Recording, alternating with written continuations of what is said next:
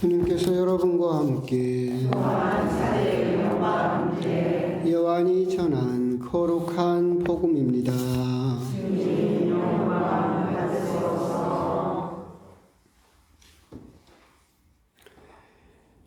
그때 예수님께서 제자들에게 말씀하셨다. 너희의 마음이 산란해지는 일이 없도록 하여라. 하느님을 믿고 또 나를 믿어라. 내 아버지의 집에는 거처할 곳이 많다. 그렇지 않으면 내가 너희를 위하여 자리를 마련하러 간다고 말하였겠느냐. 내가 가서 너희를 위하여 자리를 마련하면 다시 와서 너희를 데려다가 내가 있는 곳에 너희도 같이 있게 하겠다. 너희는 내가 어디로 가는지 그 길을 알고 있다. 그러자 토마스가 예수님께 말하였다. 주님, 저희는 주님께서 어디로 가시는지 알지도 못하는데 어떻게 그 길을 알 수 있겠습니까? 예수님께서 그에게 말씀하셨다. 나는 길이요, 진리요, 생명이다. 나를 통하지 않고서는 아무도 아버지께 갈 수 없다. 주님의 말씀입니다. 그리스도님 참여합니다. 참 예수님.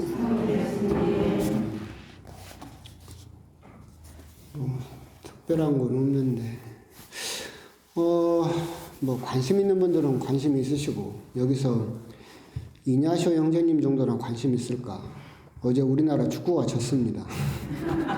인도네시아한테. 이때까지 한 번도 진 적도 없는 인도네시아한테 축구가 처음으로 졌습니다. 근데 재밌는 건 우리나라 축구팀 감독도 한국인이고 인도네시아 축구팀 감독도 한국인이었습니다.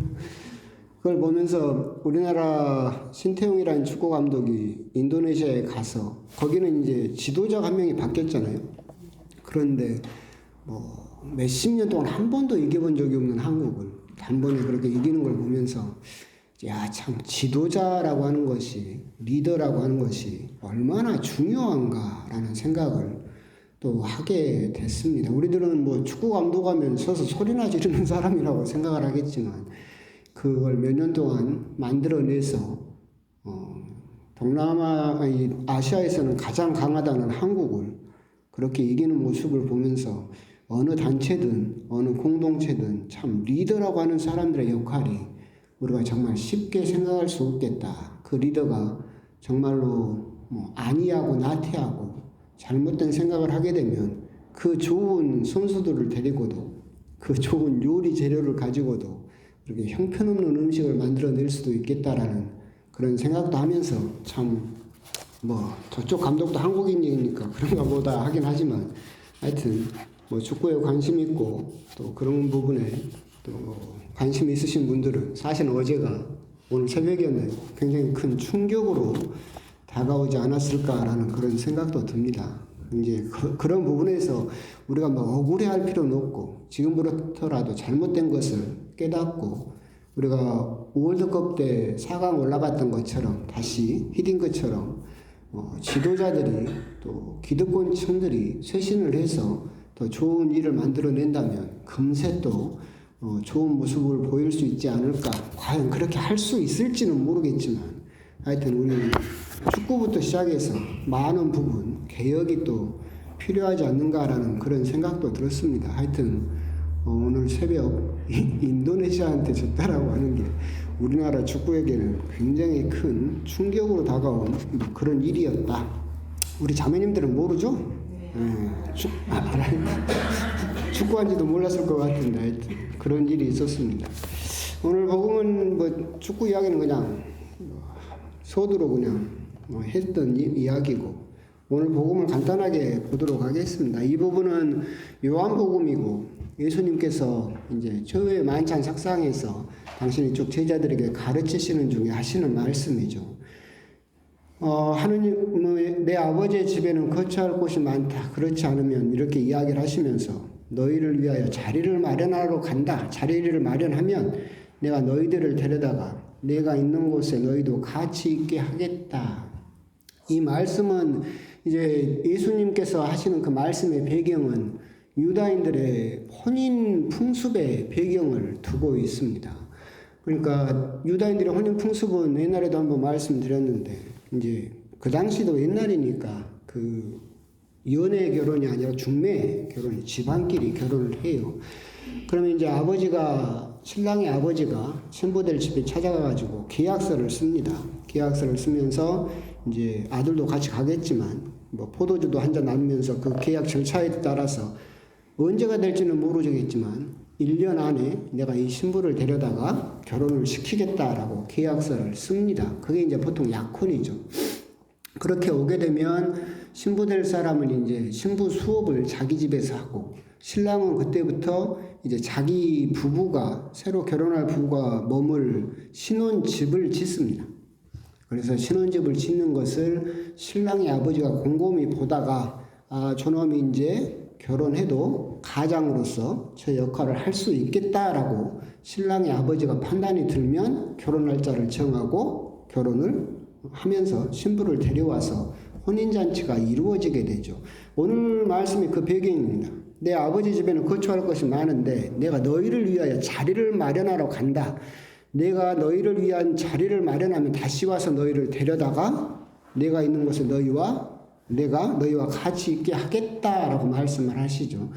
신랑이 누굽니까? 예수님이죠. 그죠? 그럼 데려오는 신부는 누구예요? 제자들, 교회죠. 그러니까 이스라엘 그 당시에 혼인 풍습의 배경을 두고 있는 거예요. 그렇기 때문에 예수님께서 다른 복음에서도 말씀하셨지만 그 날과 그 시간은 천사도 모르고 아들도 모르고 아무도 모른다. 오직 아버지만 알고 계신다라고 하는 것도 이 혼인 풍습하에서 나온 거죠. 이제 당신은 하늘나라에 가서 신랑으로서 누가 머물 거처를 마련하는 거예요? 신부, 교회, 제자들, 여러분들을 위한 거처를 마련하면 내가 와서 너희들을 데려다가 신부로서 천상의 혼인잔치를 해서 너희들을 나와 함께 살게 하겠다라고 하는 이스라엘의 그런 혼인 풍습 하에서 이 말씀을 하고 계시죠. 그래서 앞부분은 이스라엘의 혼인 풍습 배경 하에서 이해하시면 쉽습니다. 그렇게 이야기를 하고 계시는데 토마스가 이야기를 합니다. 주님, 저희는 주님께서 어디로 가시는지 알지도 못하는데 어떻게 그 길을 알 수 있겠습니까? 예수님께서는 내가 너희들을 데려다가 천상의 혼인잔치로 혼인을 맺어서 너희들을 다시 하늘나라에 살게 하겠다라고 하지만 토마스는 생뚱맞은 이야기를 하죠. 거기에 대한 대답으로 예수님께서는 나는 길이요 진리요 생명이다 라는 말씀을 하고 계십니다. 굉장히 중요한 말씀이겠죠. 근데 여기서 이제 재밌는 건 그겁니다. 토마스가 이야기를 하죠. 저희는 주님께서 어디로 가시는지 알지도 못하는데, 이 말은 무슨 말이냐면 토마스는 예수님의 그 여정에 가시는 길의 목적지가 어딘지를 자기도 모른다는 소리죠. 그러니까 목적지를 모르니까 길도 모르죠. 여러분도 생각을 해봐요. 내가 서울을 간다 그러면 어느 길을 따라서 가야 되는지를 아는데 목적지를 모르면 그 길도 알 수가 없죠. 그래서 예수님께서 이야기하시죠. 아버지께 갈 수 없다. 목적지는 어디예요? 아버지죠. 그죠? 그리고 그 아버지께 도달하는 길은 당신이다라고 대답을 하고 계시는 거죠. 결국 오늘 뒷부분에서 우리가 첫 번째로 생각할 수 있는 건 나는 길이요 진리요 생명이다라고 할 때 토마스의 질문에서 우리가 생각해야 되는 것은 우리는 목적지를 확실하게 알고 있는가? 그걸 이제 우리들은 생각을 해야죠. 목적지를 확실히 알아야 길도 확실히 정할 수 있고 알 수 있어요. 쉽게 생각하면 그런 거잖아요. 목적지가 돈. 그럼 돈을 많이 벌려면 어떻게 해야 됩니까? 로또를 사야지. 그러니까 목적지가 확실하게 정해지면 어떻게 그 목적지에 이룰 것인지 방법들, 길을 찾을 수 있죠. 그럼 우리가 이제 예수님 말씀 하에서 여러분들의 목적지가 하늘나라, 즉 아버지 하느님, 그러면 여러분들은 하느님께 가는 길이 뭐예요? 예수님인데, 그죠? 그 길을 확실하게 알 수 있어야 된다라고 하는 겁니다. 그래서 첫 번째 우리가 생각해야 되는 것은 정말로 내 삶의 목적지가, 내 신앙의 목적지가 하느님이 맞는가에 대해서 우리들은 첫 번째 생각을 해야 되겠죠. 많은 사람들이 신앙생활을 하면서 이 목적지가 흐린 경우가 많죠. 그냥 돈을 위해서, 세상에서 조금 잘 살기 위해서, 무슨 출세를 위해서 하느님을 마치 수단처럼 이용하는 수많은 사람들이 있죠. 이 사람들은 목적지가 하느님이 아니에요. 그러면 길도 예수님이 될 수가 없어요. 그러죠. 그 부분은 우리가 첫 번째 생각할 수 있겠죠. 거기에서 대한 예수님의 대답은 나는 길이요 진리요 생명이다 라는 말씀을 하십니다.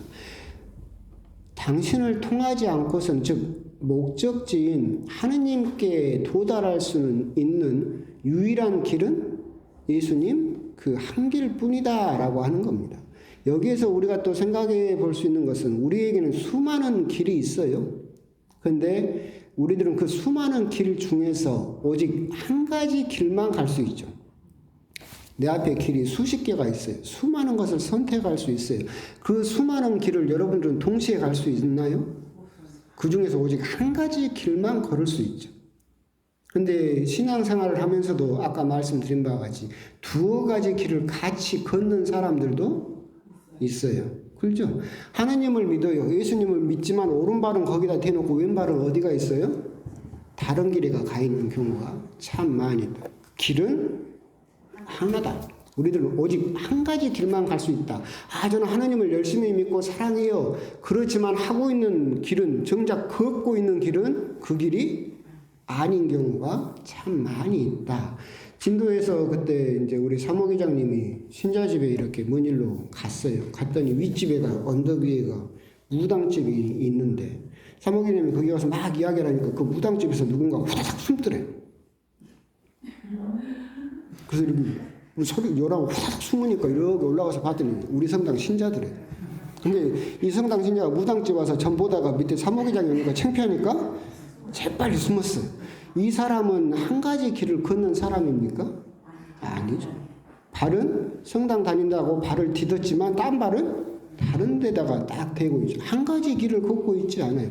길은 하나뿐이다. 우리가 정말로 내 목적지가 아버지시다, 하느님 나라다라고 한다면 우리들은 결국 한 가지 길만 걸을 수 있을 뿐이다. 우리가 동시에 두 가지, 세 가지 길을 걸을 수는 없습니다. 그 길이 결국은 진리이다라고 하는 겁니다. 이 길은 시간이 지나건 상황이 변하건 그리고 장소가 변한다 하더라도 하느님 아버지께 이르는 길은 결코 변하지 않는다. 그게 진리죠. 진리는 시간에 따라서, 장소에 따라서, 상황에 따라서 변화되지 않는 거예요. 그게 진리죠. 아까 말씀드린 것처럼 쉽게 이야기를 하면 그거잖아요. 우리 목적지가 돈이다. 이 돈을 많이 버는 방법은 시대마다 바뀌죠. 그렇죠. 부자 되는 방법이 지금하고 옛날에 조선시대 때하고 같아요? 항상 바뀌게 되어 있어요. 그게 우리가 예를 들면 돈을 많이 번다라는 그 길을 따라가는 수많은 방법이 바뀌고 있어요. 조선시대 때 비트코인을 생각이나 해봤겠어요? 부동산, 주식, 그잖아요. 그렇게 수시로 시대에 따라서 또는 상황에 따라서 이 길이 바뀌는 것은 진리일 수가 없어요. 어떤 시대가 된다 하더라도 아버지 하느님께 다다르는 길은 결코 변하지 않는다. 그렇기 때문에 당신은 진리이다 라고 말씀을 하시면서 생명이다 라고도 말씀을 하십니다. 결국은 또 이 말씀은 무슨 말씀이냐면 당신이 생명이다 라고 하는 것은 산 것이 산 것을 낳을 수 있죠. 생명이 생명을 낳을 수 있어요. 생명이 아닌 것이 생명을 낳을 수는 없죠. 죽어 있는 것이 산 것을 낳을 수는 없어요. 항상 보면 산 것이 산 것을 낳죠. 돈이라고 죽어 있는 것이 생명을 낳을 수 있나요? 없어요. 살아있는 것이 살아있는 것을 낳을 수 있어요. 당신이 생명이다라고 하는 것은 당신이 생명, 살아있다. 그러면 나와 내가 살아있는 것을 낳을 수 있다. 요한복음 14장인데 15장에 바로 이어서 예수님이 그랬기 때문에 무슨 말씀을 하시냐면 나는 포도나무요 너희들은 가지다 이 말씀을 하시는 것이 나는 생명이다라는 말씀과 이어져 있어요. 당신은 생명이에요. 그런데 산 것이 산 것을 낳을 수 있어요. 그렇기 때문에 이 포도나무에 붙어있는 가지는 살아있을 수 있죠. 근데 이 포도나무가, 이 나무가 생명인데 이 나무에서 떨어져 나가면 죽죠. 결국 오늘 복음에서도 나는 생명이다라는 말씀도 이 나와 나에게 붙어있는 존재만이 계속해서 살아있을 수 있고 당신은 생명이기 때문에 또 다른 생명을 계속해서 낳을 수 있다, 유지시켜줄 수 있다라는 그런 말씀으로 하신 부분이다라는 꼭 그렇게 이해하시면 되겠습니다. 나는 길이요 진리요 생명이다라고 하는 것은 사실은 곰곰이 보면 첫 번째 전제는 나는 뭐뭐이다라고 하는 당신의 에고 에임이 나는 하느님이다라는 그런 선포이면서 나는 동시에 하느님이지만 그렇지만 아버지께 이르는 길이고 진리고 생명이다라고 하는 것은 우리들에게 결국 그분 안에 계속해서 머물러 있으면 우리들은 살아있을 수 있으며 그 길을 벗어나지 않으면 우리는 아버지께 갈 수 있게 된다. 오늘 복음에서 이제 우리들은 복잡할 수도 있겠지만 한 가지만 생각을 해보시면 되겠어요. 나는 정말로 그 길을 걷고 있는가?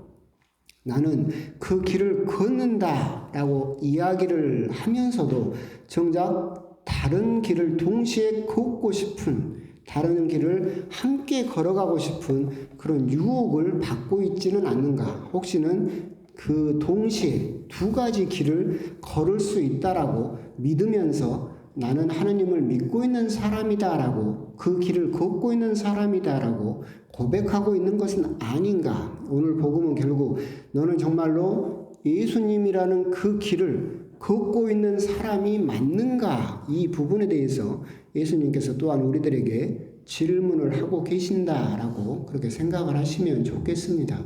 항상 이런 말은 제가 드리는 말이지만 여러분들하고는 별 상관이 없어요. 그러니까 평일미사 나오는 사람들한테 내가 이런 강론을 할 필요가 있는가라는 생각도 들지만 여러분들은 어떻게든 그 길을 벗어나지 않고 걸으려고 하는 사람들이기 때문에 그 길을 잘 걸어야 됩니다라고 말을 하는 것이 조금 부담스러운 그런 어울리지 않는 말일 수도 있겠지만 하여튼 오늘 복음이 그렇다라고 하는 것이고 그래서 항상 우리 역시도 아까 나는 하느님 예수님의 그 길을 걷는다라고 했는데 위에서 무당집에서 후다닥 도망가는 그런 두 가지 길을 걷는 그런 사람은 되지 않도록 항상 조심하고 그런 유혹에 용감하게 맞설 수 있는 그런 신자가 또한 되셨으면 좋겠습니다.